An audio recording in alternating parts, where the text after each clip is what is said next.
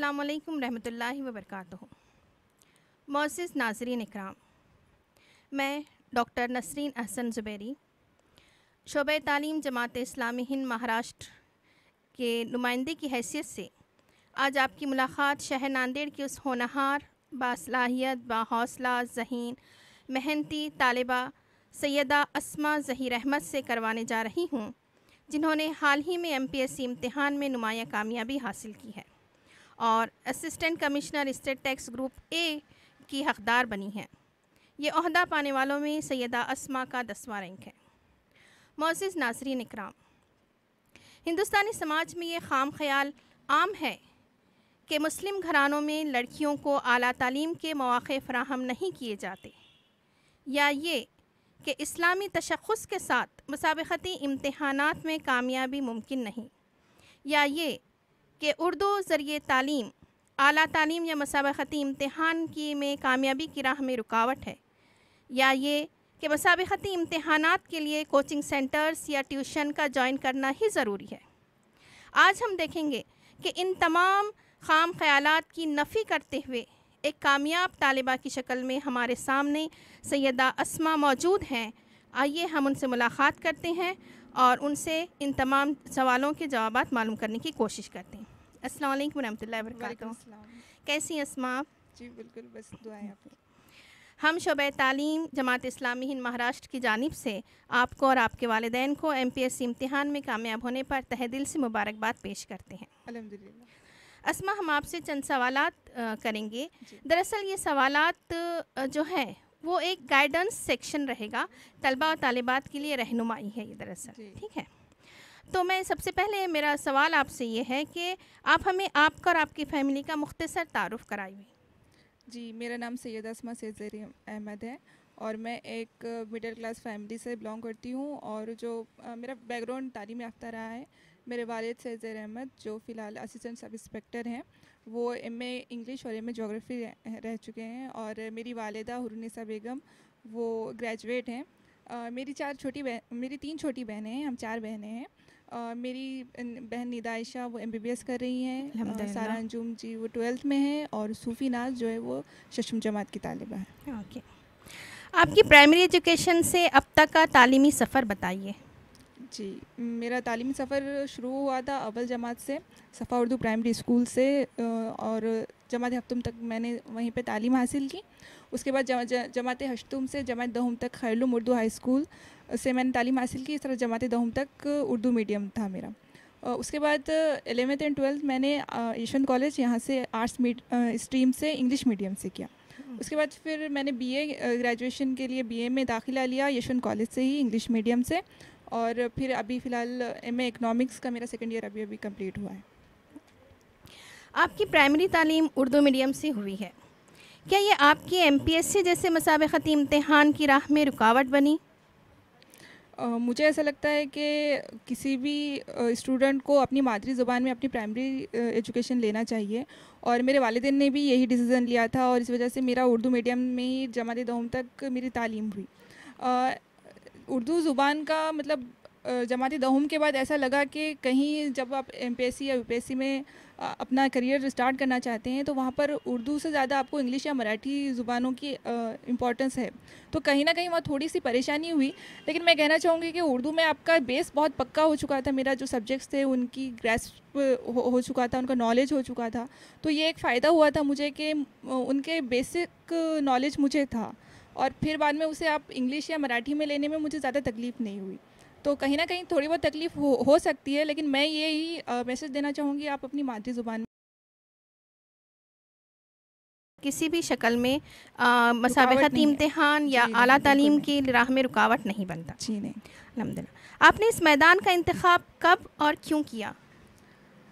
जी वैसे तो मैं कहूँ तो जमात दहुम में मैंने ये डिसीज़न लिया था कि मैं इस मैदान में आऊँगी सिविल सर्विसेज के, और इसकी सबसे बड़ा रीज़न तो मतलब मुझे इंस्पिरेशन मिला था कि मैं अपनी कौम के लिए, अपने लोगों के लिए, अपने मुल्क के लिए करूं, तो वो सिविल सर्विसेज एक ऐसा प्लेटफॉर्म है जहां पर आप इकोनॉमिक, सोशल ये दोनों तरीक़े से आप लोगों की मदद कर सकते हैं। जी। तो इसी वजह से मुझे सिविल सर्विसेज में आने के लिए एक इंस्पिरेशन मिला। जो ऑफिसर्स थे उनकी स्पीच हुआ करती थी, स्पेशली डॉक्टर श्रीकर परदेशी, उनका जो कॉपी मुक्त अभियान था उससे मैं काफ़ी इंस्पायर हो चुकी थी। तो मुझे ऐसा लगा कि मुझे इन्हीं के जैसे ऑफिसर बनना है और कुछ ऐसे ही करना है जिससे लोगों के लिए एक मिसाल कायम हो, लोग ईमानदारी से काम करें। तो उसके लिए मुझे टर्निंग पॉइंट जैसे एक टर्निंग पॉइंट वो हुआ था साबित हुआ। मेरे लिए। जी। आपकी इम्तिहान की तैयारी के लिए आपका दिन भर का जो शेड्यूल है वो अगर हमें बताएं तो। वैसे तो मैंने कोई एग्जैक्ट शेड्यूल ऐसे फॉलो नहीं किया था। जैसे जैसे वक्त मिलता था वैसे मैं पढ़ाई करती थी।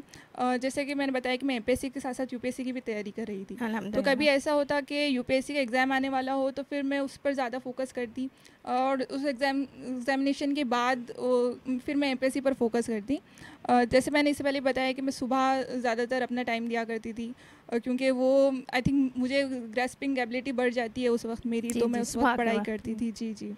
और वैसे ऐसा होता नहीं है कि रोज़ाना आप उसी टाइम पे पढ़ सकें, क्योंकि प्रैक्टिकल नहीं है, कुछ ना कुछ आपको काम आ जाता है या फिर बोरियत सी महसूस होने लगती है। तो वो रिक्रिएशन एक्टिविटीज़ कुछ ना कुछ करती रहती थी। तो जैसे जैसे एग्ज़ाम नज़दीक हो तो फिर पढ़ाई एकदम बढ़ जाती है। तो उसी तरह का मेरा शेड्यूल हुआ करता था। हमारे तलबा और तालिबात के लिए आपकी स्टडी टेक्निक के बारे में कुछ बताइए। जैसे अहम मालूमात को ज़हन नशीन करने का कोई ख़ास तरीक़ा हो तो उसे भी उनके लिए शेयर कीजिए। जी जी। सिविल सर्विसेज के साथ साथ दूसरी भी जो एजुकेशन है उसका भी एक इम्पॉर्टेंट टेक्निक ये है कि आपको नोट्स निकालने पड़ते हैं। जी। तो शुरुआत में तो मैंने नोट्स निकाले, लेकिन बाद में मुझे ऐसा लगा कि जब आप नोट्स निकालते हैं तो फिर उनको दोबारा रिवाइज़ करने में आपको बहुत ज़्यादा वक्त जाता है, क्योंकि आप ओरिजिनल बुक्स अलग हों, फिर नोट्स अलग हों, तो हो सकता है कि नोट्स निकालने में आपकी कोई बात छूट गई हो, तो ये बहुत परेशानी होती है। तो मैं एक सलाह देना चाहूँगी स्टूडेंट्स को कि आप जो बुक्स पढ़ रही हैं उसे में नोटिफाई कर दीजिए। आप या तो उसे मार्कर से मार्क कर दीजिए या अंडरलाइन कर दीजिए, या पेंसिल से आप कोई स्टिकी नोट्स भी अगर आप लगा दें तो वो काफ़ी आपको मदद होगी। अलग से नोटबुक या पैड्स लेने की ज़रूरत नहीं है। हो सकती है आपको मतलब रिवीजन के लिए अगर आप बनाना चाहें तो वो आपका टेक्निक हो सकती है, लेकिन मैं अपनी टेक्निक के बारे में बात करूं तो मैं बुक में ही नोटिफाई कर लेती थी। उससे मुझे अहम पॉइंट्स को अंडरलाइन कर लेना है। जी, और कोई बात छूटती भी नहीं थी। जी, बहुत अच्छे। अब आजकल हमें देखते हैं कि सोशल मीडिया और इंटरनेट जो है नई नस्ल की ज़िंदगी का एक लाजमी हिस्सा बन चुका है। क्या सोशल मीडिया आपके इम्तिहान की तैयारी में मुआविन बना, और अगर हाँ तो कैसे? सोशल मीडिया हो या फिर इंटरनेट हो या फिर कोई भी चीज़ हो, हर सिक्के के दो पहलू होते हैं। जी बिल्कुल। तो सोशल मीडिया का भी एक मनफी भी है, मुस्बित भी, दोनों फ़ायदे हैं। मैंने तो उसका इस्तेमाल इस तरह किया था कि लास्ट ईयर जो टॉपर्स हुआ करते थे वो अपना एक्सपीरियंस शेयर करते थे ऑनलाइन, तो उनकी बुक लिस्ट वगैरह दिया करते थे। स्पेशली टेलीग्राम एक जो एप्लीकेशन है, मैं तो ये कहूँगी कि वो सारे जो सिविल सर्विसेज की तैयारी कर रहे हैं वो ज़रूर आप टेलीग्राम डाउनलोड कीजिए। वहाँ पर इंपॉर्टेंट जो चैनल्स हैं ऑफिसर्स के, आप उसमें आप एक मेंबर हो जाइए, तो वहाँ से आपको बहुत फ़ायदा होगा। वो अपना एक्सपीरियंस शेयर करते हैं, बुक लिस्ट शेयर करते हैं, टेक्निक शेयर करते हैं। तो इसी तरह मैंने फ़ायदा उठाया। यूट्यूब पर भी मैंने बहुत सारे लोगों जो टॉपर्स थे उनके एक्सपीरियंस देखे थे, उसका भी मुझे बहुत फ़ायदा हुआ। लेकिन उसका मनफी असर भी होता है, तो आप प्लीज़ उससे दूर रहिए और उसके मुस्बित जो भी है फ़ायदे उसको ज़्यादा से ज़्यादा हासिल करने की कोशिश कीजिए। जी, सोशल मीडिया पर तो पूरी दुनिया एक कुज़े में बंद है, हम जो चीज़ वहाँ से लेना चाहें ले सकते हैं। और मैं और एक मैसेज भी देना चाहूँगी कि इसका मतलब ये नहीं है कि पेरेंट्स अपनी लड़कियों को या लड़कों को बिल्कुल दूर रखें सोशल मीडिया से। वो ऐसा लगता है कि वो बिगड़ जाएंगे, ऐसी बात नहीं है। उन्हें एक आप जाने का मौका दीजिए और उन्हें गाइड करते रहिए वक्त से। उन्हें बिल्कुल रोकना भी बिल्कुल सही नहीं है। जी, आमतौर पर ट्यूशन और कोचिंग को बड़ी कामयाबी के लिए ज़रूरी समझा जाता है। आपकी कामयाबी में सेल्फ़ स्टडी का बड़ा रोल है, इस बारे में वजाहत से कुछ हमें बताइए। जी, कोचिंग के ख़िलाफ़ तो मैं नहीं हूँ, लेकिन मैं ये कहना चाहूँगी कि मैंने कभी कोचिंग की नहीं। जब 10th हो, 12th हो, ग्रेजुएशन हो, मैंने कभी कोई कोचिंग में पार्टिसिपेट किया ही नहीं है। तो मैंने शुरुआत से मुझे सेल्फ़ स्टडी की आदत थी। तो फिर इसकी भी मैंने सोचा कि चलो एक मरतबा करके देखते हैं कोचिंग। ये सेल्फ स्टडी करके हम एग्जामिनेशन देकर देखते हैं, और फर्स्ट अटेम्प्ट में प्रीलिम्स क्लियर हो गया तो फिर एक कॉन्फिडेंस आ गया। तो फिर मैंने सेल्फ स्टडी की, और जैसे कि आप देख सकते हैं कि एमपीएससी जो है मैंने बिना किसी कोचिंग को ज्वाइन किए सारी तैयारी की और ये पोजीशन मुझे मिली। तो अगर आप प्रॉपर गाइडेंस लें, आपके जो भी आपके इर्द गिर्द हो सकता है, आपकी बहन, भाई, माँ बाप, जो भी हो अगर वो आपको थोड़ा सा गाइडेंस कर दें, ऐसा नहीं है कि आपको गाइडेंस की ज़रूरत नहीं पड़ेगी, बिल्कुल पड़ेगी। अगर आपके फ्रेंड्स हों आप उनसे लीजिए, उनकी मदद लीजिए, तो फिर आपको ज़रूर फ़ायदा होगा और आपको कोचिंग ज्वाइन करने की ज़रूरत नहीं है। हाँ, तो सेल्फ स्टडी के लिए इंटरनेट और सोशल मीडिया भी अब काफ़ी हेल्प जी मिली हाँ, होगी आजकल तो आपको बहुत उसमें। ज़्यादा उसका जी स्कोप जी, बढ़ चुका है, हर एक के हाथ में मतलब पहुंच चुका है, तो बिल्कुल आज के वहाँ से ज़माने भी में तो हम गाइडेंस ले ज़्यादा से सकते ज़्यादा हैं, आप बिल्कुल इसका उसका इस्तेमाल कर बिल्कुल एक सकते हैं। पॉजिटिव इस्तेमाल बहुत ज़्यादा है। जी, सेल्फ बिल्कुल। स्टडी के लिए हम उसको पॉजिटिवली बहुत अच्छे बहुत से पॉजिटिवली अगर यूज़ आप कर दूर सकते दराज हैं। इलाकों में रहते जी, हैं या फिर आपकी फाइनेंशियली या फिर आपके इलाके में अगर कोचिंग अवेलेबल नहीं है तो आप या बिल्कुल ऑनलाइन बिल्कुल, सोर्सेज का बहुत अच्छे से इस्तेमाल जी, कर सकते हैं। ओके, अल्हम्दुलिल्लाह। क्या एमपीएससी की मखसूस किताबों के अलावा भी और भी कुछ आपके मुताले में कोई चीज़ हुआ करती थी जिसको आप मुस्तकिल पढ़ती हैं? जी जो भी होता था वो तो मेरी पढ़ाई से रिलेटेड ही होता था, क्योंकि जी, जैसे मैंने बताया कि मैं एमए भी कर रही थी, तो ओके, वक्त काफ़ी कम मिलता था कि आप एकेडमिक और फिर कॉम्पिटिटिव एग्जामिनेशन के अलावा कुछ पढ़ें। मैं न्यूज़पेपर पढ़ती थी तो उसमें एडिटोरियल्स वगैरह या फिर कुछ मैगजीन्स हैं जैसे कंपटीशन सक्सेस रिव्यू, ये सारे मैगजीन्स पढ़ लिया करती थी। तो कभी कभी फिर पढ़ने से ज़्यादा मैं वीडियोस वगैरह देखा करती थी यूट्यूब पे, जो मालूमाती वीडियोस हैं हुँ। या फिर डिस्कवरी चैनल वगैरह पे, तो वो ओके, उसका मुझे यानी शौक कि था। अपडेट रहना बहुत अपडेट रहना ज़रूरी बहुत है। ज़रूरी है। हाँ, जी तो जी उसके बिल्कुल। लिए अखबारात का मुताला हो अखबार गया, का फिर जो मुताला। यूट्यूब्स पे चैनल से नई-नई जो टेक्निक्स या नई हाँ जो भी जी, चीज़ें आ मालूमात रही हो हैं, दुनिया की। वो जी हमको जी बिल्कुल। मालूम होना बहुत ज़रूरी है। जी, जी आमतौर पर ये समझा जाता है कि गुर्बत पढ़ाई की राह में रुकावट बनती है। आपने अपने तालीमी सफ़र में इसमें क्या कुछ रुकावटें पेश की और इस पर आपने फिर कैसे काबू पाया? जी, जहाँ तक सिविल सर्विसेज की बात है, जी, तो इसका कॉस्ट जो भी खर्च हो बहुत कम है। अच्छा, और मैं खुदा ताला का शुक्र अदा करना चाहती हूँ कि मेरी वैसे तो मिडिल क्लास थी, तो फाइनेंशियल कोई रुकावट नहीं आई।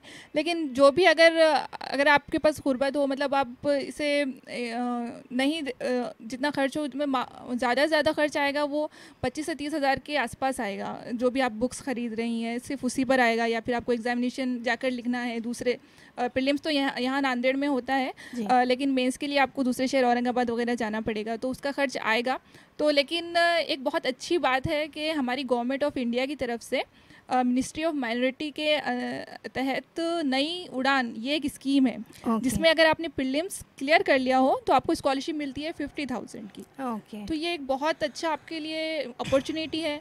इसके अलावा भी बहुत सारी ऐसी तंजीमें हैं जो काम करती हैं कि अगर आपका खर्च आ रहा हो तो वो आपको स्पॉन्सर कर सकें। तो गुर्बत तो बिल्कुल भी रुकावट नहीं है, अगर आप शिद्दत से चाहें तो बिल्कुल आपको सक्सेस मिलेगी। और ये ऐसे बहुत सारी मिसाल हैं जो मैंने खुद देखी है कि वो इतनी गुर्बत में भी उन्होंने बहुत आगे बढ़ाया और टॉप पोजीशंस हासिल की हैं। तो जी, बिल्कुल ये मिथ है कि गुर्बत की वजह से आप कामयाब नहीं हो सकते। जी, सिर्फ़ अज़्म चाहिए, हिम्मत चाहिए, हौसला जी चाहिए जी और बिल्कुल। हमारे अंदर जो है आगे बढ़ने की लगन चाहिए, तो जी हम जी इंशाल्लाह गुर्बत और या कोई भी चीज़ हमारी राह में रुकावट नहीं बन नहीं बन पाएगी। जी सकती। अब एक सवाल आपसे है कि क्वालिटी वर्क या हार्ड वर्क, क्या ये दोनों ज़रूरी हैं? ख़ास तौर पर क्वालिटी वर्क के बारे में हमें बताएँ। जी वैसे तो मैं बताना चाहूँगी कि दोनों बहुत ज़रूरी है। जी, शुरुआती दिनों में ऐसा होता है कि आप एक साथ इतना पढ़ाई नहीं कर पाते, बहुत सारी बुक्स आपको पढ़नी पड़ेंगी सिविल जी, सर्विसेज में। तो ये तो एक हार्ड वर्क है कि मतलब बहुत सारी आपको लगातार बैठना पड़ेगा कुछ घंटे एक जगह पे, और फिर हो सकता है कभी कभी रात में देर रात बैठें, सुबह जल्दी उठें, तो ये तो हार्ड वर्क हो हार्ड गया। वर्क लेकिन लगेगा। हार्ड वर्क के साथ आपको क्वालिटी वर्क भी करना पड़ेगा जी, कि आप पढ़ रहे हैं तो वो आपको ग्रेस्प हो रहा है या नहीं, आप उसको अपने मतलब आप सीख रहे हैं या नहीं उससे जी, कुछ, जी, या आपके जो एग्जाम अपने क्वेश्चन पेपर जो सॉल्व किए उसमें रिफ्लेक्ट हो रहा है या नहीं, तो ये हुँ, क्वालिटी वर्क है। जी, तो दोनों का बहुत इंपॉर्टेंस है। मैं ये कहना चाहूँगी कि आप जब शुरुआत कर रहे हैं तो शुरू के 4-5 महीने आप हार्डवर्क कीजिए, उन किताबों के थ्रू होकर चले जाइए, अच्छे से उन्हें पढ़ लीजिए। फिर आप देखिए कि आप कहाँ पे हैं, क्वेश्चन पेपर सॉल्व कीजिए, आपको तभी पता चलेगा कि आपका वर्क कितना क्वालिटी का है। क्वालिटी कितनी फिर आपको आपको आ वहाँ गई पर है। क्वालिटी बढ़ाने में आपको शुरुआत करनी चाहिए जी, उसके लिए। तो शुरुआत हार्डवर्क से कीजिए और जब इख्तिताम हो वो बिल्कुल क्वालिटी का होना क्वालिटी वर्क तक चाहिए। फिर आप पहुँच सकते हैं। जी, आपने 10वीं जमात में 100% नंबरात हासिल किए और तब से अब तक कंसिस्टेंसी के साथ जो है आपने इसे किस तरीके से मेंटेन किया? कंसिस्टेंसी बहुत इंपॉर्टेंट है सिविल सर्विसेज जी, में, बिल्कुल आपको मुस्तकिल मिजाज होकर करना पड़ेगा। ये बात तो मैं कहना चाहूँगी कि मैं बहुत ज़्यादा कंसिस्टेंट थी और कई मतलब फैमिली के प्रोग्राम्स हुआ करते थे जो बिल्कुल मैं कभी कभी अटेंड भी नहीं कर पाती थी, क्योंकि पढ़ाई के दौरान, क्योंकि कभी कभी हो जाता है कि डिस्टर्ब हो जाता है या फिर कोई दूसरे शहर में हो तो आप अटेंड नहीं कर पाते। तो इस तरह से कंसिस्टेंट मैंने पढ़ाई की। बीच में मैं कहना चाहूँगी जब मैं ग्रेजुएशन कर रही थी तो मेरा इंग्लिश मीडियम था, तो उस वक्त थोड़ा सा डिप आया था। थोड़ा सा पढ़ाई में मैं थोड़ी लापरवाह हो गई थी, लेकिन फिर जब से मेरा प्रीलिम्स क्लियर हुआ, मैं कंसिस्टेंटली बिल्कुल भी फेलियर हो तब भी मैं उसी के पीछे रहा करती थी कि ऐसे नहीं कि मतलब ये साल फेलियर हो गया है अब नहीं होगा सिविल सर्विसेज में, कुछ और करके देखते हैं। बिल्कुल नहीं, प्लान भी वहाँ पर था मेरा, लेकिन मैंने कभी भी इसको छोड़ने का डिसीज़न नहीं लिया। मैंने सोचा कि इसको आखिर तक करके देखते हैं, जब तक मेरे मुस्तकिल मिजाजी पेरेंट्स के मेरे साथ हैं। बिल्कुल बिल्कुल मैंने उसको करने की कोशिश की। बुलंदियों पे पहुंचना कोई कमाल नहीं, बुलंदियों पे ठहरना कमाल होता है, और आपने ये कमाल कर दिखाया अल्हम्दुलिल्लाह। 10वीं जमात के बाद आपने आर्ट्स स्ट्रीम का इंतखाब किया, क्या इसके कोई ख़ास बैकग्राउंड या कोई ख़ास वजह रही है? हाँ बिल्कुल, मैं सिविल सर्विसेज में आना चाहती थी और उसी वजह से मैंने आर्ट्स स्ट्रीम लिया। हालांकि ईशन कॉलेज में इंग्लिश मीडियम से अवेलेबल नहीं था, तब भी मैंने आर्ट्स स्ट्रीम इसी वजह से लिया क्योंकि मुझे सिविल सर्विसेज में आना है। और इसकी वजह ये है कि ज़्यादा से ज़्यादा जो सिलेबस है वो इसी ह्यूमैनिटीज़ बैकग्राउंड के जो सब्जेक्ट है उनके ऊपर बेस रखता है।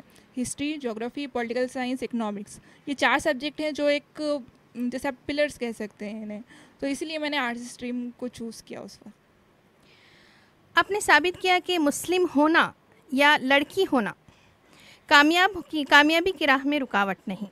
तो अपने तालीमी सफ़र की रोशनी में इस वक्त के लिए थोड़ी सी वजाहत करें या इस पर थोड़ी सी रोशनी डालें। बिल्कुल नहीं, मुझे नहीं लगता कि अगर आप भारत जैसे मुल्क में रह रहे हैं तो बिल्कुल ये कोई रुकावट नहीं है, क्योंकि हमें हमारे कॉन्स्टिट्यूशन की तरफ से आर्टिकल 15 में लिखा हुआ है कि there is no discrimination against any caste, religion और सेक्स। मतलब कि आप का लड़की हो, आप मुस्लिम हो या आप किसी भी कास्ट से बिलोंग करते हो, आपको बराबर मौके दिए जाएंगे पढ़ाई के लिए, किसी भी एग्ज़ामिनेशन में आने के लिए। और मुझे भी ये मौका मिला।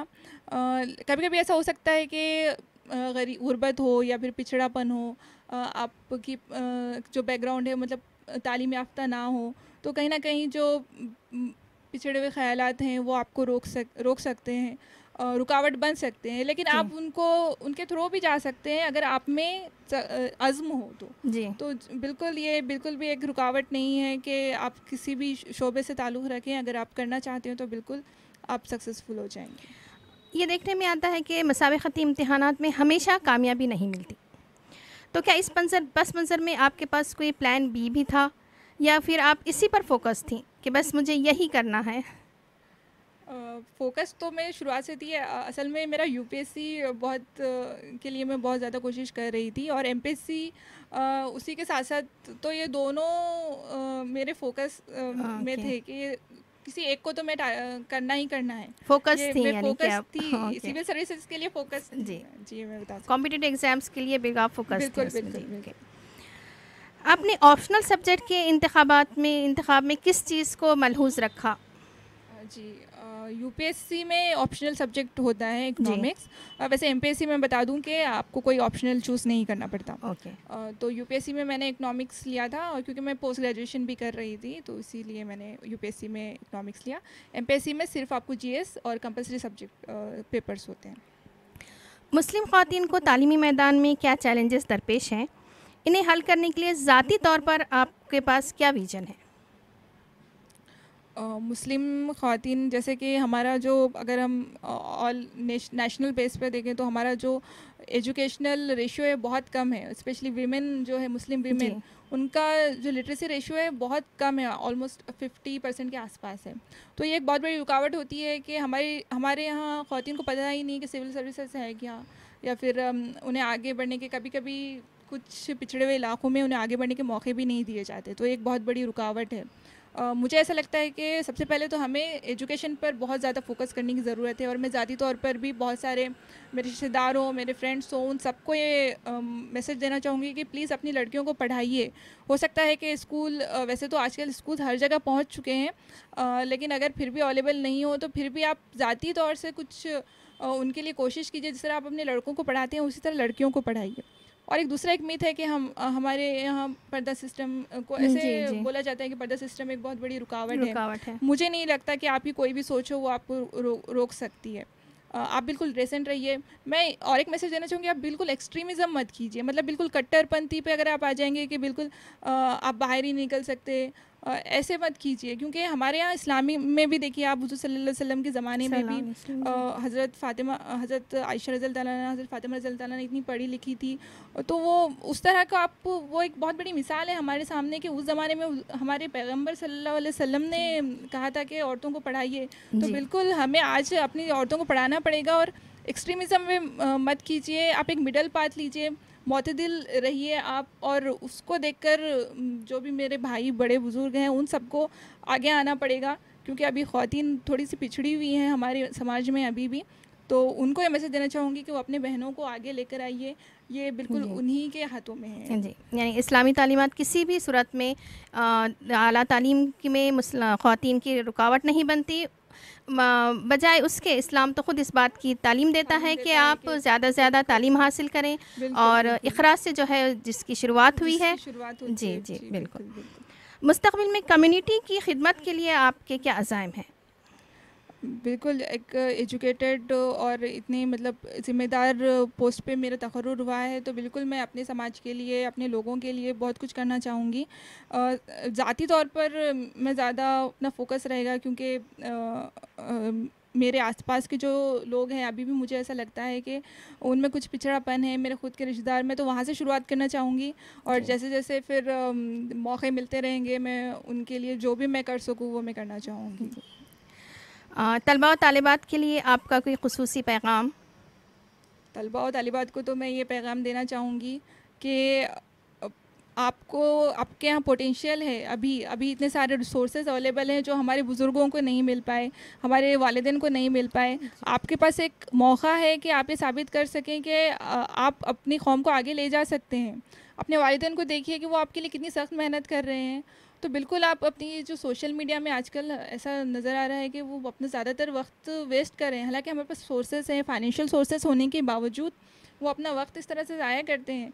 तो मैं मैसेज देना चाहूँगी कि प्लीज़ आप अभी के जो आपकी ये जो मौका है, स्पेशली 15 से 25 ईयर्स के बीच के जो तलबा और तालिबात हैं, उन पर एक बहुत बड़ी ज़िम्मेदारी है कि आप अच्छे से पढ़ाई कीजिए, आगे बढ़िए। और इस आपकी जो एज है इसी में आपको पढ़ना है। आगे अगर आपने अभी सक्सेसफुल हो गए तो फिर आगे सब आपके हाथों में है। आप अपनी खुशी से मतलब ज़िंदगी गुजार सकते हैं, अपने वालिदैन को दे सकते हैं, अपनी फैमिली को दे सकते हैं। ये बहुत अहम जो है ये उम्र होती है इसमें जो कर गुजरा हो कर उसका। जी, तो हौसला ही असल शय है, हौसला हो गो बुलंद, माहो अंजुम पर पहुँच जाना कोई मुश्किल नहीं। इस शेर की जीती जागती मिसाल आज हमारे सामने मौजूद है, सैयदा अस्मा ज़हीर अहमद। हमारी बहुत बहुत नेक तमन्नाएं आपके साथ हैं, आपके बेहतर मुस्तक़बिल के लिए हमारी जानिब से नेक तमन्नाएं हैं, नेक ख्वाहिशात हैं। ये थी शहर नांदेड़ की होनहार तालिबा सैयदा अस्मा ज़हीर अहमद। ये इंटरव्यू ख़ास शोबे तालीम की जानिब से तलबा और तालिबात और वालिदैन की रहनुमाई के लिए लिया गया है, ताकि उनके तजुर्बात हमारे लिए मशअल राह साबित हों और ये बात साबित हो जाए कि मुस्लिम होना या लड़की होना या कोचिंग क्लासेस न लगाना किसी भी सूरत में कामयाबी की राह में रुकावट नहीं। असल चीज़ अज़्म, हिम्मत, मुस्तकिल मिजाजी, मजबूत क़ुव्वत इरादी और कुछ कर गुज़रने का अज़्म और इरादा है। मौज़ूद सामईन, हम में बहुत पोटेंशल है, हमारे अंदर बहुत ज़्यादा सलाहियतें हैं, सिर्फ़ उसे बुरोकार लाने की ज़रूरत है। अल्लामा इक़बाल के शेर की तरह कि नहीं है ना उम्मीद इक़बाल इस कश्ते वीरा से, ज़रा नम हो तो ये मिट्टी बड़ी ज़रख़ेज़ है साक़ी। यहाँ पर हम अपनी गुफ्तगू का इख्तिताम करते हैं। उम्मीद करते हैं कि हमने जो गुफ्तगू सैयदा अस्मा से की है उससे आप सब इस्तिफ़ादा हासिल करेंगे और अपने बेहतर मुस्तक़बिल के लिए ये इंटरव्यू आपके लिए एक मशअल राह साबित होगा। अल्लाह हाफ़िज़।